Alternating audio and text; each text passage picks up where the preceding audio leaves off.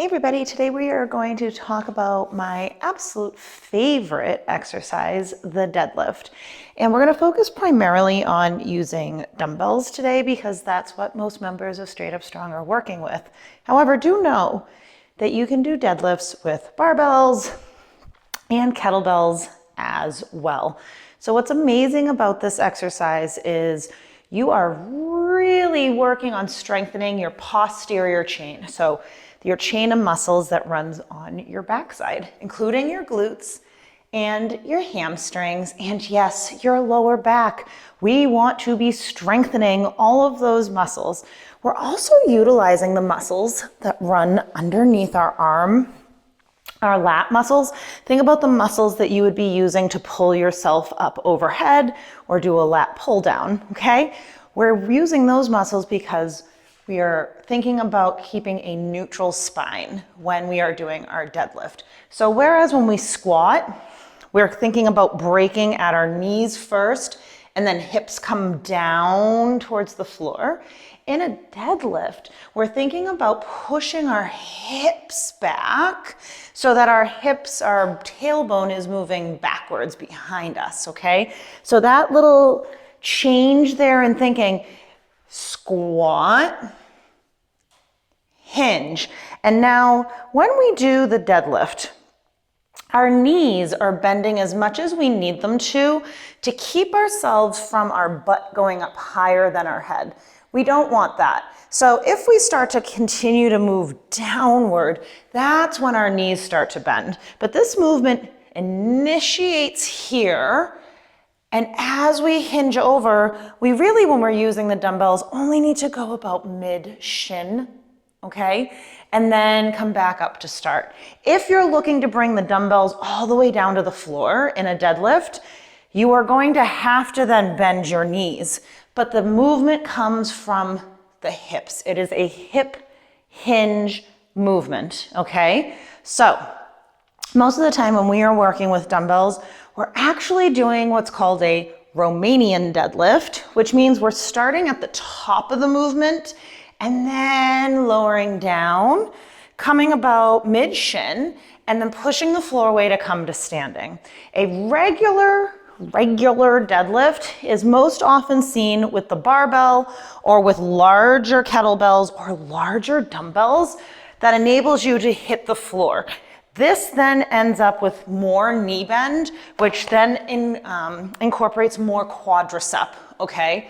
So for most of you in Straight Up Strong, when you are deadlifting, you're really probably doing a Romanian deadlift if you are starting from the top, hinging over, and keeping just a very slight bend in your knees, okay? So a few things to think about when you are doing the deadlift. We want to think about keeping our spine neutral, and doing that, we can think about bringing our shoulders down. Again, using those muscles, the latimus muscles under here, okay? And I like to use the cue of squeezing lemons or oranges underneath our armpits. When we do that, notice what happens as soon as I start squeezing as if there was something underneath my armpits. I'm just standing here, squeeze, okay? That helps us keep a nice neutral spine and helps keep us stronger in the top, okay? We push our hips back and our hands are gonna stay nice and close to the front of us. As soon as the weights start to hang out here in front of us, that's when we're gonna start to feel more pull in our lower back. That might not be a very good feeling, okay? So coming down, grabbing those dumbbells, and you can also hold these here in front of you, or you could do more of a neutral grip, which can be really nice if you're having trouble squeezing those oranges under your armpits and keeping the weights close to the front of you. This grip mimics when you see people using what's called a trap bar. Your palms are facing in, okay? And as you go over, it can be easier for some people to think about keeping that strong position for our neutral spine. Otherwise, keeping the weights in front of you, nice and close to you, feet are just under our hips, okay? Feet are just under our hips. Squeeze those oranges or lemons, whatever you want to think about squeezing under your armpits. Squeeze, push those hips back. I have a very slight bend in my knees, coming down about mid-shin. Push the floor away. And you'll feel a little stretch in the back of your hamstrings. The straighter your knees are, the more you're gonna feel this in your hamstrings, a little bit more bend in your knees, the more your quadriceps are gonna start to help out a little bit more. If you are really feeling this in your lower back and it is like beyond discomfort and it's not a I'm using my muscles discomfort, but more of a pain, I want you to think about leaving the kettlebell or the dumbbells to the side and really think about practicing that squeezing the oranges, squeezing the lemons. Practice that. And then practice just pushing your tailbone back. Also, thinking about as you press your tailbone back and you have that slight bend in your knees, that notice how my knees are over my ankles, okay? My knees are over my ankles, pressing back. I'm still firmly planted through the floor, through those four corners of my feet, like we talked about with the squat. Still firmly planted here. But as my tailbone pushes back, my knees also start to shift back, okay? So thinking about playing around with that and or practicing your hip hinge, doing glute bridges can also help us grow some strength in our core, which is also really important here. Using those lemons, inhale as we hinge back, dumbbells come about halfway down our shins, exhale, push away. Reset yourself, okay? Some nice variations of the deadlift would be a single leg deadlift, where again, we're just allowing that non-working leg to kind of move back as we hinge from our hips, okay? As we hinge from our hips. Notice as I do this, I'm not rotating open. We want to think about keeping our shoulders parallel with the floor here. So still hinging.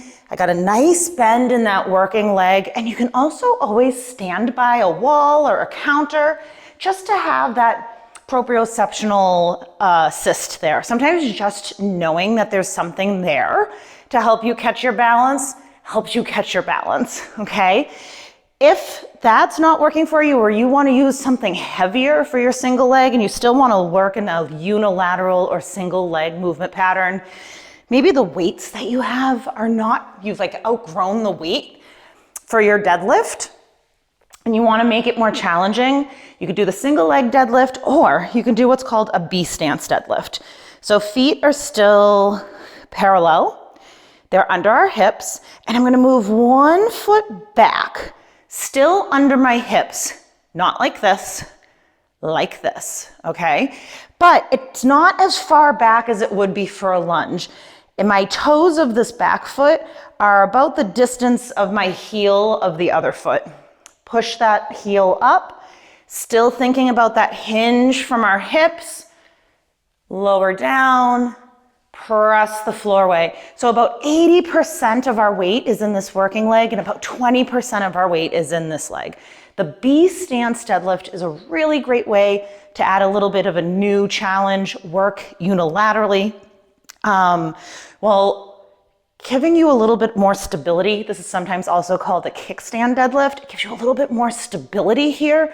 So if you're really wibbly wobbly on your single leg deadlifts, those are still a great thing to be working on, but keeping that kickstand there can be a great assist. That's actually one of my favorite things that's currently in my program right now is that B stance deadlift.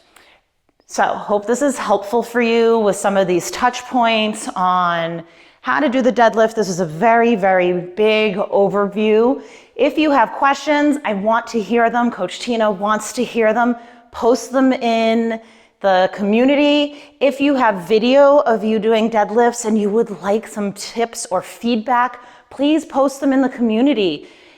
The more we learn from each other, the more we build community connection. And if you have a question, chances are somebody else in the group also has the question. So can't wait to see how you do this week.